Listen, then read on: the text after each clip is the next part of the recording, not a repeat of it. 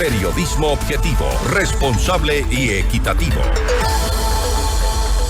Y una vez que han transcurrido las primeras 24 horas de decretado el estado de conflicto armado interno en nuestro país, lo que ha sido interpretado también como un estado de guerra interna, hay varias interpretaciones sobre los alcances que podrían tener las Fuerzas Armadas en esta incursión, en este objetivo que se han planteado, que es neutralizar al menos a 22 bandas identificadas por el presidente Noboa como terroristas.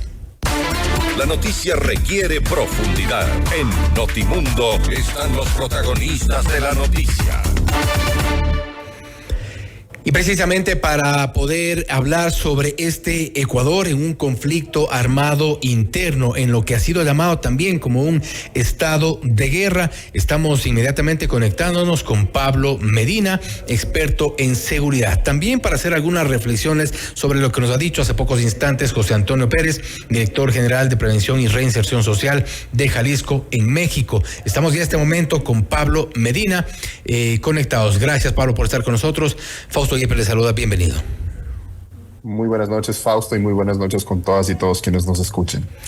Gracias, Pablo. Lo primero, ¿cuáles son las consideraciones que deberíamos tener los ciudadanos como tal cuando ha sido decretado este conflicto armado interno? Se ha dicho un estado de guerra. ¿Cuáles son las consecuencias? ¿Qué significa esto? Para poder entender y que nuestros oyentes puedan también saber cuáles son los alcances de las Fuerzas Armadas. A ver, en primer lugar, en el Estado ecuatoriano, constitucionalmente, nosotros tenemos solo una herramienta excepcional, que es justamente lo que denominamos estado de excepción. Pero este estado de excepción puede ser calificado por varias causas, por conmoción interna, desastres naturales, etcétera. Lo que hace el presidente de la República el día de ayer es calificar un estado de excepción que de hecho ya había sido decretado el día lunes y dice es un estado de excepción por conflicto armado interno. Esto tiene algunas consecuencias jurídicas a nivel nacional e internacional. Una de ellas es que, como se entiende dentro del decreto expedido por el presidente, es que nos acogemos al derecho internacional humanitario. El derecho internacional humanitario, que es el derecho que comúnmente se conoce como derecho de guerra, no desplaza en sí los derechos humanos, pero sí desplaza en alguna medida el tratamiento de algunas circunstancias a través de derecho interno. ¿Qué es lo que estamos diciendo? Estamos identificando a ciertos grupos como una amenaza al Estado. Nosotros tenemos que entender que cuando tratamos con delincuentes, lo que estamos diciendo es que esos delincuentes son parte de la sociedad, son una parte que está cometiendo una falta grave en la sociedad y por lo tanto hay una fuerza especializada, la Policía Nacional, que captura a estos delincuentes, presuntos delincuentes, pone a órdenes del aparato judicial, quien determina si son o no delincuentes y si es que es el caso, los rehabilita. Los rehabilita porque son parte de la sociedad y como parte de la sociedad entendemos que tienen un problema y por lo tanto son rehabilitados. Ese es el concepto de delincuencia.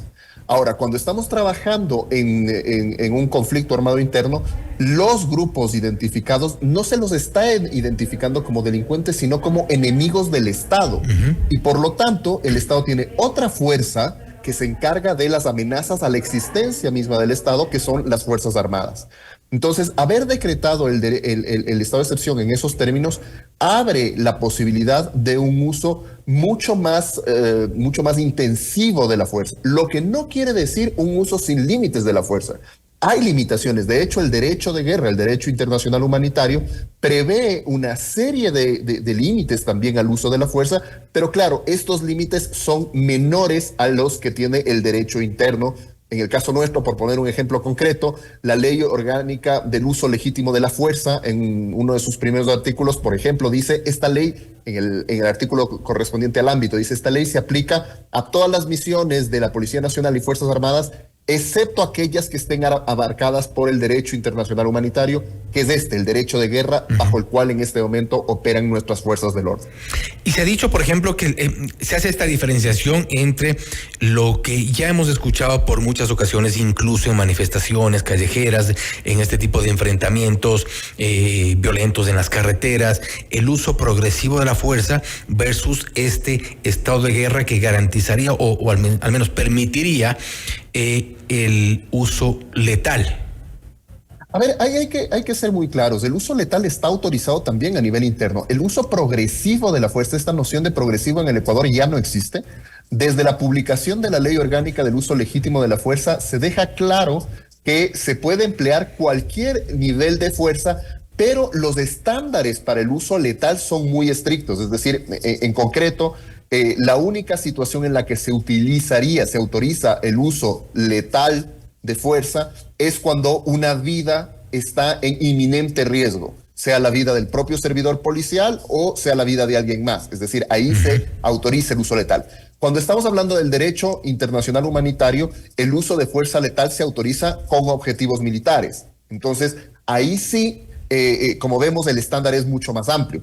Ahora, hay una restricción que es importante. En el derecho internacional humanitario, ante la rendición del enemigo, se vuelven a utilizar todos los estándares normales. Es decir, en el momento en el que, por ejemplo, los militares encuentran a uno de estos grupos que han sido identificados y ese grupo se rinde, los militares no pueden ejecutarlos, ni mucho menos. Ellos tienen que ser puestos a órdenes de una autoridad judicial y tratados bajo el derecho normal. Porque existe el riesgo de las ejecuciones extrajudiciales.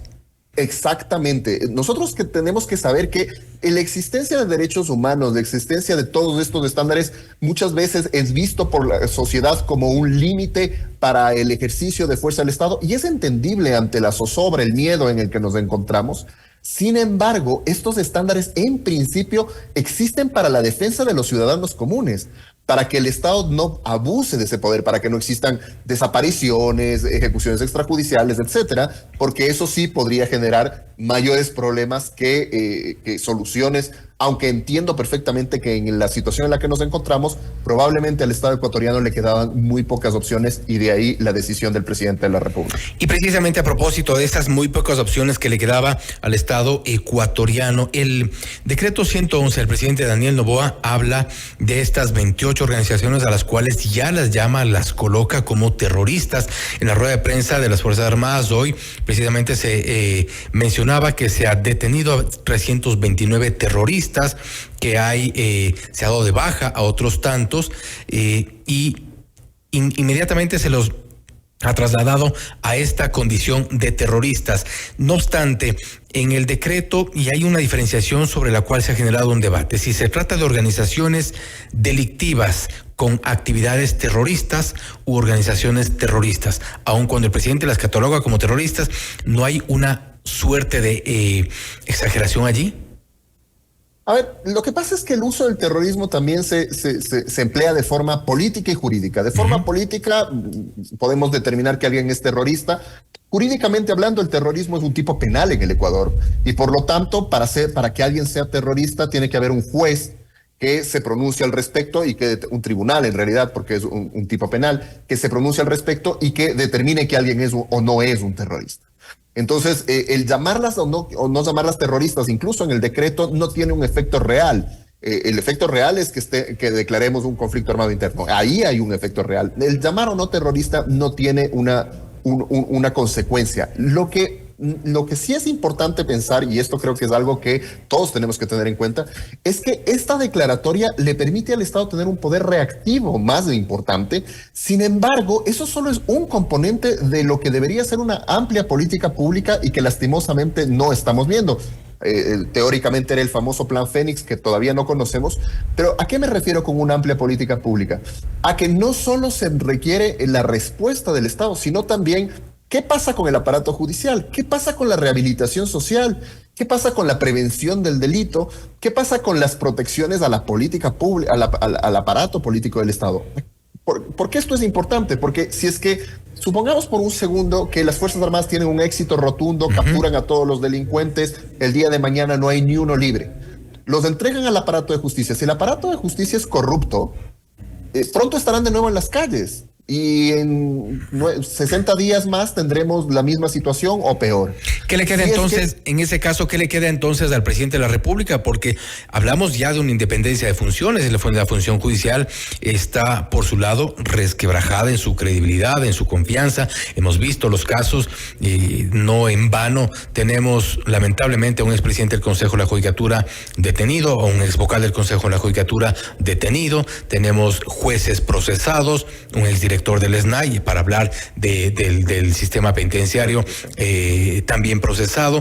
¿Cómo coordinar las tres acciones? Por su parte, el Ejecutivo con el decreto, mientras las otras funciones van por su lado y con serios problemas. De forma emergente, yo creo que se han tomado algunas decisiones sobre, por ejemplo, qué jueces serán los que se hagan cargo de tratar estos temas. Esto es importante. Ahora, también será muy importante darles protección a esos jueces y sus familias. Muchas veces nosotros olvidamos que un juez tiene hijos, hijas, esposa, hermanos, y que le es muy difícil determinar la prisión de alguien como alias Fito o Pico, porque finalmente mañana lo pueden matar a su familia. Entonces hay que darle esa protección. Pero ya en el mediano y largo plazo, usted ha tocado un tema importantísimo, que es una función independiente. Y por eso es necesaria una discusión profunda a nivel estatal sobre, por ejemplo, el generar una escuela judicial. O sea, no es posible que nosotros tengamos concursos en los que cualquier persona puede llegar a ser juez. Estamos hablando de que debería haber una carrera. ¿Por qué una carrera? La carrera no blinda necesariamente a la justicia, pero aumenta el costo de ingreso a la justicia. Es decir, si yo quiero ser juez, comienzo como amanuense del amanuense 5 y sé que en 30 años más llegaré a ser juez. Primero, garantizo en alguna medida que tenga una carrera, una experiencia. Y segundo, también dentro de ello, no es fácil corromper a un juez de 30, 40, 50 años, estoy exagerando un poco, pero de 30 años de funciones. Eso, por ejemplo, son cosas que, claro, no van a arreglar el problema hoy, pero si no comenzamos hoy, no vamos a tener esos efectos que deberíamos tenerlos probablemente en una generación, en 25 años. Y esos son los problemas que tenemos. No estamos tomando decisiones importantes por concentrarnos exclusivamente en lo urgente, que lo entiendo perfectamente, pero no veo una política pública y creo que en los últimos, al menos 3 gobiernos, no hemos visto políticas públicas al respecto. Y para terminar, Pablo, a propósito de estas decisiones, nuestro entrevistado anterior, José Antonio Pérez, de México, él nos decía, en las prisiones es donde está el cáncer a extirpar. Es allá hacia donde tiene que ir toda la fuerza del Estado para desde ahí hacia afuera controlar a todas estas bandas hoy catalogadas como terroristas, y que esta acción del gobierno hoy, y él lo decía, insistía en esta opinión respetuosa para las autoridades ecuatorianas, insistía en que esta acción podría ser de corto plazo porque resuelve el problema en las calles, pero no está resuelto todavía en las cárceles, algo que ha sido incluso reconocido hoy por las autoridades, un poco con declaraciones ambiguas, pero dicen que tienen el control, pero hay 100 rehenes todavía en las cárceles. A ver, lo de las cárceles es gravísimo. Se requiere retomar el control absolutamente. Y en el corto plazo, porque estaba planteando medidas muy de largo plazo, en el corto plazo también se necesita clasificar diferentes tipos de personas privadas de la libertad. ¿A qué me refiero? Nosotros tenemos que tener una seria discusión sobre, ¿tenemos un sistema de rehabilitación? ¿Existe un sistema de rehabilitación? Porque lo que tenemos ahora es básicamente varias centrales del crimen, varios cuarteles del crimen a los que denominamos cárceles. De perfeccionamiento del crimen. De perfeccionamiento incluso. ¿Y por qué tenemos que tener esta clasificación? Porque habrá personas privadas de la libertad que en efecto pueden ser rehabilitables y pueden ser rápidamente reinsertados en la sociedad. Estoy pensando en ladrones de poca monta, personas que delinquen muchas veces por condiciones estructurales socioeconómicas. Y otra cosa muy distinta es tratar con personas que no tienen ningún problema en realizar un atentado terrorista y que hayan las víctimas que hayan.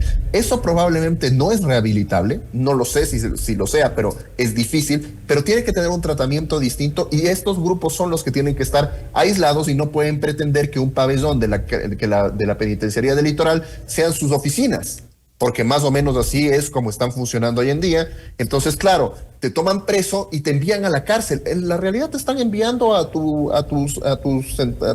cuartel general. Y entran y salen como si estuvieran en su oficina, como si fuera su residencia. El caso de Fito probablemente el caso de Colón Pico recientemente se fugó precisamente con aparentemente la complicidad de gente que él ya conocía de mucho tiempo.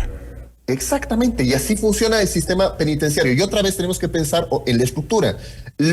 Las personas que hacen de guardia dentro de los guías penitenciarios, ¿qué garantías les da el Estado para ser guías penitenciarios? Estamos hablando de una persona que en el mejor de los casos ganará $1,200 mensuales y que tiene que con eso proteger a su familia y custodiar a una persona que tiene la capacidad de mover prácticamente un ejército en su contra. Y le estamos pidiendo que no se corrompa, que sea firme. Es decir, también tenemos que pensar en esa estructura y no pedirle cosas que nosotros mismos no estaríamos en capacidad de cumplir, a operadores de justicia, a guías penitenciarios, pensar en cómo estamos armando el Estado. Incluso también la dotación de los guías penitenciarios, en muchos casos tienen que lidiar con peleas entre reos que están con cuchillos, armas de fuego inclusive, y ellos de entrar a palos, lo cual es totalmente ilógico. Pablo, nuevamente gracias por haber estado con nosotros. Interesante la visión sobre este conflicto armado interno, las consecuencias y pues también cuáles son los alcances y algunas de las necesidades por parte del Estado para controlar a estos grupos. Nuevamente gracias. Muchas gracias a ustedes. Una buena noche, Fausto. Gracias nuevamente. Ha sido Pablo Medina, experto en seguridad, hablando sobre el conflicto armado interno en nuestro país. Algunas de las visiones respecto de lo que desde el Estado se debería hacer para controlar la situación en las cárceles y también a la par el sistema de justicia que funcione como debería funcionar y no como lo ha hecho hasta el momento, liberando delincuentes, otorgándoles acciones de protección, habeas corpus, medidas cautelares y la consecuencia la tenemos hoy en las calles. Esto es Notimundo Estelar, siempre bien informados. Noticias, entrevistas, análisis e información inmediata. Notimundo Estelar regresa enseguida.